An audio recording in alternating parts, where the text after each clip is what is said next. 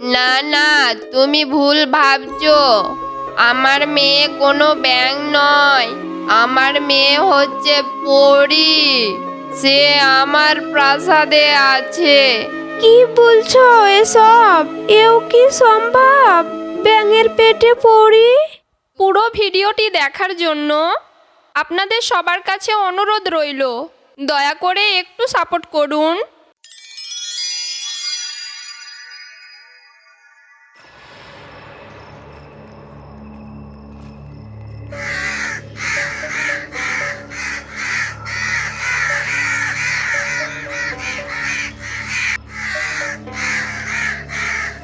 যা যা যা, কি দুষ্টু পাখি রে বাবা, একেবারে খেয়েই ফেললো রে।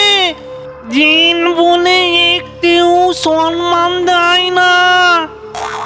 না না না না না না, এভাবে আর ওদের অত্যাচার সহ্য করা যায় না। আমাকে এর থেকে শক্তিশালী জিন হয়ে উঠতেই হবে। না, এবার আমাকে সাধন করতে হবে। শুনেছি ওই অমৃত গাছের ওপরে সাধন করলে নাকি অনেক শক্তিশালী হওয়া যায়। আমি সেখানেই যাই, আমাকে শক্তিশালী হয়ে উঠতেই হবে। এরপর জিনটি অনেক শক্তিশালী হওয়ার জন্যে ওই অমৃত গাছে বসে কয়েকদিন সাধন করার পর তার মনস্কামনা পূর্ণ হয়। হা হা হা হা হা হা হা হা হা। এবার আমি অনেক শক্তিশালী হয়ে গেলাম, আমাকে আর কেউ আক্রমণ করতে পারবে না। হা হা হা হা হা হা।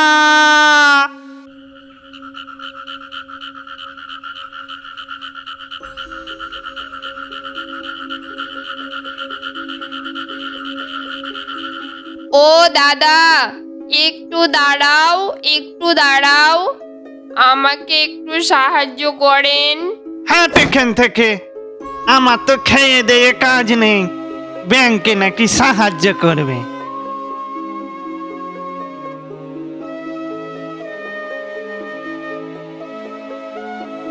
এভাবে তুমি মানুষের কাছে যেও না, কেউ তোমাকে সাহায্য করবে না। মানুষ খুব স্বার্থপর হয়, নিজেদের স্বার্থ ছাড়া কিছুই বুঝে না। তুমি আমার সঙ্গে এদিকে এসো, নইলে এদিকে অনেক সাপ পোকা বেড়ায়, তোমাকে খেয়ে নিবে। এসো।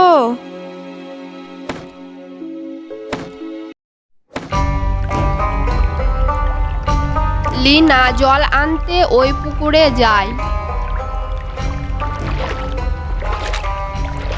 লিনার হাত থেকে কলসটি পুকুরে পড়ে যায়। মা, কলসটি তো জলের উপর পড়ে গেল, এবার কি হবে? বাড়ি যদি জল না নিয়ে যায় তাহলে তো আমার মা আমাকে খুব মারবে। এবার আমি কি করব? ও মেয়ে, তুমি চিন্তা করো না, তুমি যদি আমাকে সাহায্য করো তাহলে আমি তোমাকে জলের নিচ থেকে কলসটি এনে দিতে পারি। আচ্ছা ঠিক আছে, আমি তোমাকে সাহায্য করব, তুমি আমাকে কলসটি এনে দাও। এরপর ওই ব্যাঙটি জলের নিচ থেকে কলসটি তুলে দেয়। এই নাও তোমার কলস। তুমি আমার অনেক সাহায্য করলে, বলো তোমার জন্য আমি কি করতে পারি? আমার মেয়েকে কালজ্বর হয়েছে, দয়া করে আমার মেয়েকে বাঁচাও। কিন্তু তুমি তো একটি ব্যাঙ, ব্যাঙের মেয়ে তো কোনো জলে বা খালে বিলে থাকে, আমি তাকে বাঁচাবো কিভাবে? না না, তুমি ভুল ভাবছো। আমার মেয়ে কোনো ব্যাঙ নয়, আমার মেয়ে হচ্ছে পরী। সে আমার প্রাসাদে আছে। কি বলছো এসব?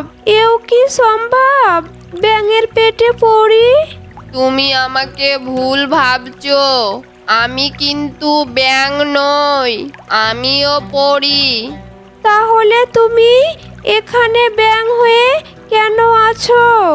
বলছি, আমি সব বলছি। গতকালকে আমার মেয়েকে প্রচণ্ড জ্বর আসে। মা, আমি আর পারছি না। আমার পুরো শরীর মনে হচ্ছে আগুনে পুড়ে যাচ্ছে। তুই চিন্তা করিস না মা, তোর কিচ্ছু হবে না। আমি তোকে সুস্থ করে তুলবই। আমি এক্ষুনি কবিরাজ মশাইকে ডেকে নিয়ে আসছি। তুই একটু শুয়ে থাক মা, আমি এক্ষুনি চলে আসবো।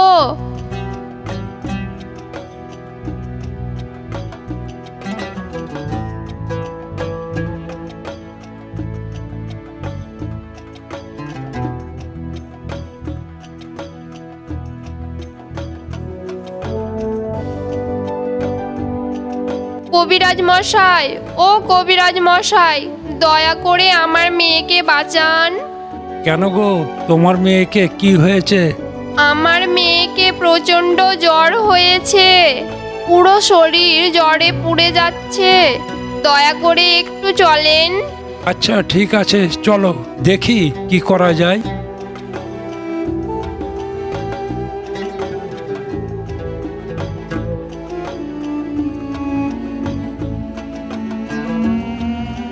এই দেখেন কবিরাজ মশাই। আরে এই জ্বর তো কোনো সাধারণ জ্বর নয়, এ তো কাল জ্বর। যদি কাউকে এই জ্বর হয় তাহলে সে আর বাঁচে না। তাহলে কবিরাজ মশাই, এর উপায়? উপায় একটি আছে, কিন্তু তুমি কি পারবে? হ্যাঁ, আমি পারবো। কি উপায় তাই বলেন। এই বনের পূব দিকে একটি অমৃত ফলের গাছ আছে। ওই গাছের একটি ফল যদি তোমার মেয়েকে খাওয়াতে পারো তাহলে তোমার মেয়ে সুস্থ হয়ে যাবে। কিন্তু ওই গাছে দুষ্টু জিনেরাও বসবাস করে। যদি তোমাকে দেখে নেয় তাহলে তোমার কোনো ক্ষতি করে দিতে পারে। আমার মেয়ের জীবন বাঁচাতে যদি আমার জীবন দিতেও হয় তাহলে আমি তাও রাজি আছি, কিন্তু আমার মেয়েকে আমি বাঁচিয়ে তুলবই। এরপর ওই লালপরি নিজের মেয়ের জীবন বাঁচানোর জন্যে ওই অমৃত ফলের সন্ধানে যায়।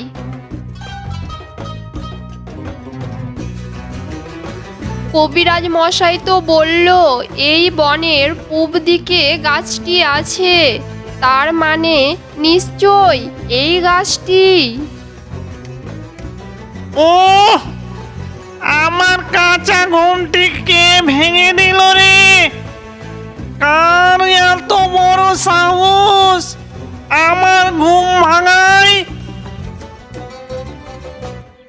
তুই আমার কাঁচা ঘুমটাকে ভেঙে দিলি? দাঁড়া, এবার তোকে আমি দেখাচ্ছি মজা।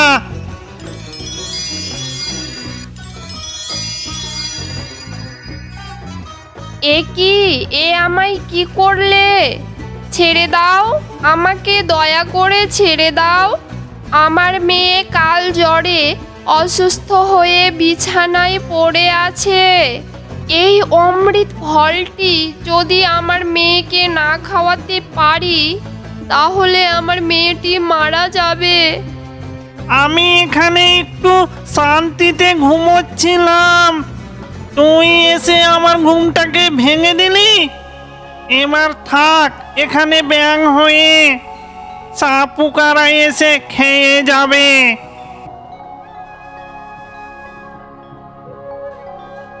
তারপর থেকে আমি এখানে কারো সাহায্যর অপেক্ষায় আছি। আচ্ছা ঠিক আছে, তুমি কোনো চিন্তা করো না। আমি তোমার মেয়েকে ওই অমৃত ফল খাইয়ে সুস্থ করে দিব। কিন্তু তোমার বাড়ি তো আমি চিনি না। ওই দেখো, ওই পাখিটি তোমাকে আমার বাড়ি নিয়ে যাবে। আর একটু দাঁড়াও।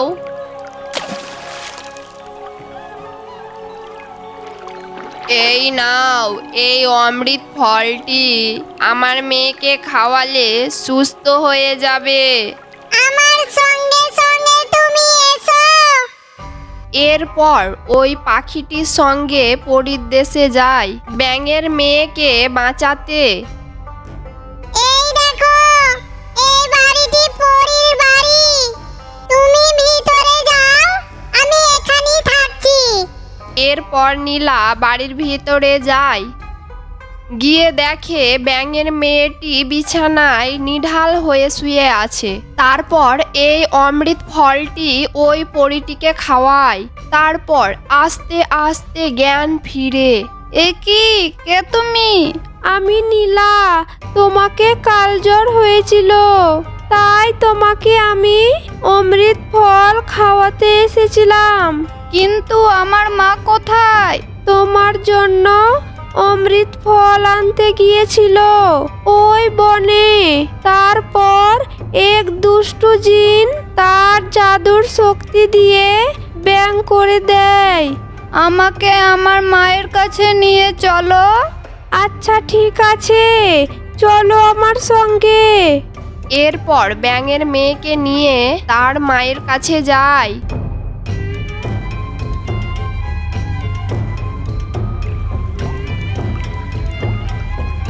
মা! হ্যাঁ মা, তুই সুস্থ হয়ে গেছিস মা। তোমাকে অনেক অনেক ধন্যবাদ আমার মেয়েকে বাঁচানোর জন্যে। কিন্তু তোমাকে ব্যাং থেকে পরি করার উপায়? উপায় একটি আছে, কিন্তু তুমি কি পারবে? হ্যাঁ পারবো, তুমি বলো। ঠিক আছে তাহলে শোনো। Hello viewers, thanks for my full watching video. এই গল্পের পার্ট 2 পেতে এখনই চ্যানেলটি সাবস্ক্রাইব করে বেল আইকনটি বাজিয়ে দিন সবার আগে পার্ট 2 গল্পটি পেতে। আর কমেন্ট বক্সে বলেন গল্পটি কেমন হয়েছে। Thank you.